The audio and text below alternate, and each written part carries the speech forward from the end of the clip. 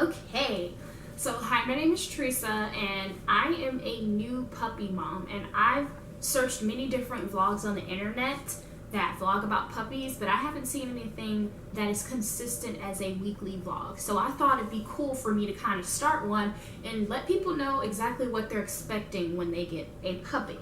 So this is my new vlog called Puppy Chronicles. So number one, I got my dog last Friday. So today's the 21st, so whatever 7 days ago we're in June 2018, and that's when I got him. I got him from a breeder in Houston, actually. He has a bunch of dogs and he breeds them and then he just sells them. I don't think he's a professional or registered breeder, but he just so happened to have a puppy for me, and I saw his ad on Craigslist, and so I was kind of sketch about ads on Craigslist, so I asked a friend to come with me, and I had another friend who had purchased her end was off of Craigslist, which gave me the idea in the first place, my coworker Kayla. And so I traveled all the way to Houston, 2 hours away from here I got there about 6 p.m. We left around 3-ish, and we got there, and he was supposed to meet us at 8 o'clock. And we didn't actually get the puppy until 11:30 due to him leaving later than he said he would, due to traffic being horrible. He was stuck in traffic for like an hour and a half. So we finally get the puppy. He's covered in pee, because I told him to, take a blanket, rub it on the mom to get the mom scent, because I had some suggestions that would help him sleep at night.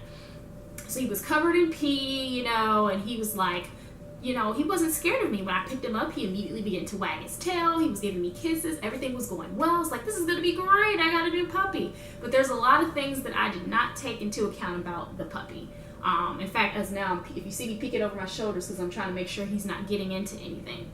So the first thing is, let's talk about the financial burden of a puppy. Overall, as for a first puppy, I think I've spent close to $500, including the cost of the puppy. I spent $350 purchasing him from a puppy. The owner wanted more, but I talked him down to about $350. I think he wanted like $400 or $500 for the puppy, and I talked him down to $350. I talked him down to $350. So initially, the cost of the puppy is something you have to keep in mind. So if there's a way that you can get one from the pound, or get one for free, or adopt one, it's the better option if you want to save money, because more than half of my money came from just the cost of the puppy alone.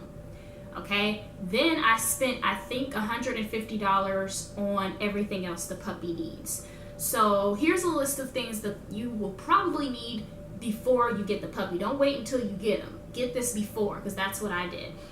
And the way to save money on these things is to purchase online and have it shipped. That was the cheaper option for me because I have Amazon Prime. And with Amazon Prime, I don't have to pay for the shipping, and the stuff is there in like 2 days. So the week that I got the puppy, I went ahead and ordered everything, and it was there before he got here.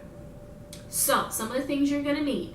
Number one, you're gonna need a bed. He's gotta have somewhere to sleep. If you don't want to get him a bed, then he's going to need blankets and pillows or towels, whatever it is, something to sleep on. But essentially, a bed is the best option. Now, if your dog's like my dog, he might not like the bed, but I still suggest getting the bed anyway. The next thing you're going to need is food. The owner was giving my dogs a certain type of food. It's a Heritage Farm food brand. And basically it's no grain. It's supposed to be good for the dog. He said the dog had allergies, and this was the food that he was not allergic to. So that's the brand that I went with. Okay, so the next thing you're going to need is a food bowl, something to actually put the food in. So I have a double bowl. It works very well for me. You have water on one side, food on the other. Some people like to get separate bowls. That's okay too. And you can lift the bowl out of there and put it in, so you don't have to lift the entire dog case in order to feed your dog. And he didn't have any issues with it. He went straight up to it and knew what to do. So it's probably because the owner was feeding him from a bowl as well. So that worked out nicely. Another thing you're definitely going to need are toys, and a bunch of them. I spent $25 on Amazon on this huge bag of toys. It's got things he can chew, pull, scratch, all that's in there. And basically it'll kind of stop your dog. I mean, as we speak, he's scratching my carpet, but it may stop your dog from biting and scratching and tearing up your house, because if he doesn't have anything to play with, expect these things to happen. Expect him to play with items in your house that you don't want him to. Another thing you're going to need are, a leash and a collar. Prince, I'm calling his name because he's scratching my carpet. But you're gonna need Prince. Stop scratching my carpet, sir, please. Thank you. But you're gonna need a leash and a collar. So, preferably if you're gonna get a leash, get one that has a harness on the end instead of one that goes around the neck, because they say that it's less chances of your dog getting injuries or getting choked up or tangled up in it if you have a harness. So that's what I purchased for my dog. And then I also got him a collar, and you're gonna need a tag to go on the collar. I haven't gotten the tag yet because I haven't let him out the house. I don't think he's gonna run away. But in case he does run away, that tag will help get him back to the owner, because you can put your information on that tag. So basically the collar and the leash and the harness that I got for my dog is too big, because my dog is a toy breed. He is a poodle, shih tzu, chihuahua mix, and I hope I'm saying all that right. But he's got a bunch of stuff in him. He just looks like a shih tzu to me, but essentially he looks a lot like his dad. His dad is shih tzu. But they're way too big for him, and I got the extra smalls. I got the smallest sizes that I could find, and they are adjustable and still too big for my dog. So essentially, either I'm gonna have to I think I'm gonna keep them because they're so cute. I love the designs, and since he's named Prince, I like the purple, so I'm gonna let him grow into them. But eventually I'm going to have to buy another leash whenever he gets his shots, and I can take him outside. So you're gonna need a collar, leash, and tag for that. Another thing that you will need is a crate or somewhere for your dog to sleep, or to go when you're away from the house. I decided to get a puppy playpen, and essentially it's a retractable pen, and it's made out of cloth, and it's got netting on it so that he can breathe and see through the playpen. But he cannot get out, he can't jump out because it has a top. Sometimes the playpens, puppies will learn how to jump, and my puppy jumps. So I needed something that had a cover so that he could not get out. So you can do the playpen or the crate or both. If you have enough money to buy both. I bought both of mine on the Amazon. And essentially what I do is I only put him in it really at night, and I try to put him in there for an hour a day just because, or if I need to take a nap, or if I need to get something done or clean, he'll be used to staying in there.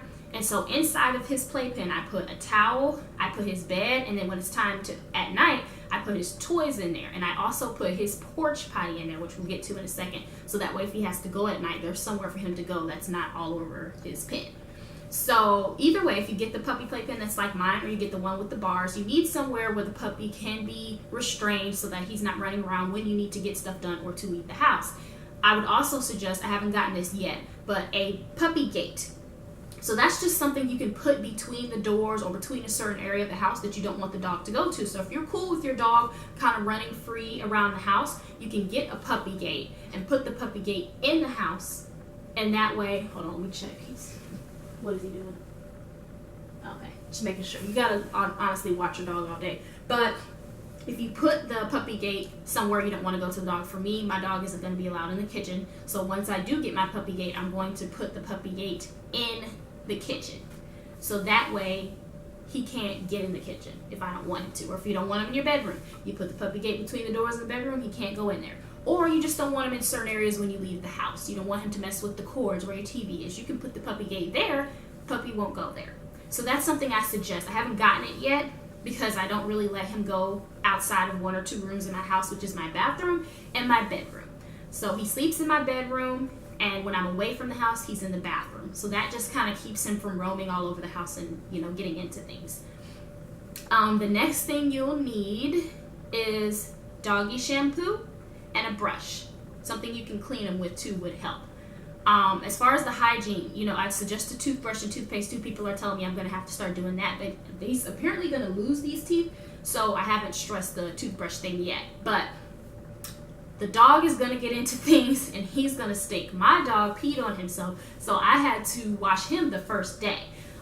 Baby shampoo is a cheaper and cooler alternative you can do. I went to the dollar store, and I think I spent $1.50 on a bottle of baby shampoo. It's like, you can read the ingredients on the back to make sure it's nothing harsh in it, and it's safe for the dog. I've used it on him. He hasn't had any issues with it. So you want to be able to wash the dog, especially when you first get him. I would suggest washing the dog or going to take him to a groomer to get washed if you have the financial capability to do that. The next thing you'll need is a brush, because if your dog is like my dog, they probably have a lot of hair, and he has a lot of hair. So in order to keep him from getting tangled, right now he's just a baby, so I don't really have too many issues, but I know down the line I might. I want him to get used to being brushed and groomed. Also, a nail clipper, I would suggest. You might need that because his claws, he's definitely scratching me up right now. You want to get him used to getting his claws clipped, and I've already kind of started getting him used to that by touching his paws and stuff like that. And something to clean the dog with. I'm using a sponge.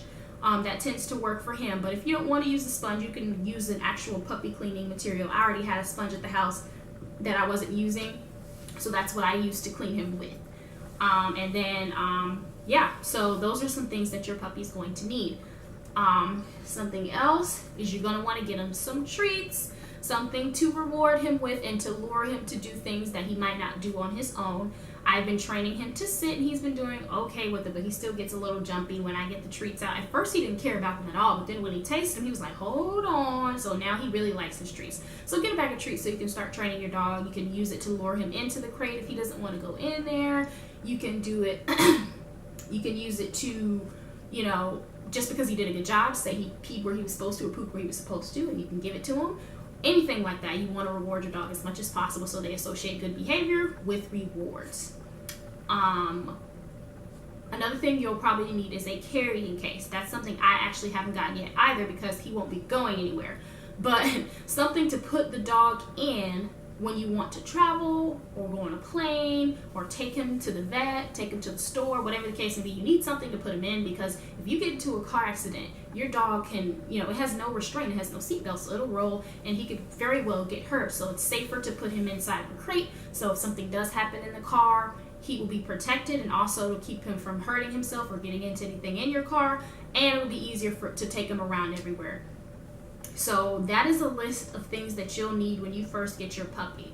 I spent about, in fact, I think I have my phone, which tells me about how much I spent for everything, so I can give you the exact prices here.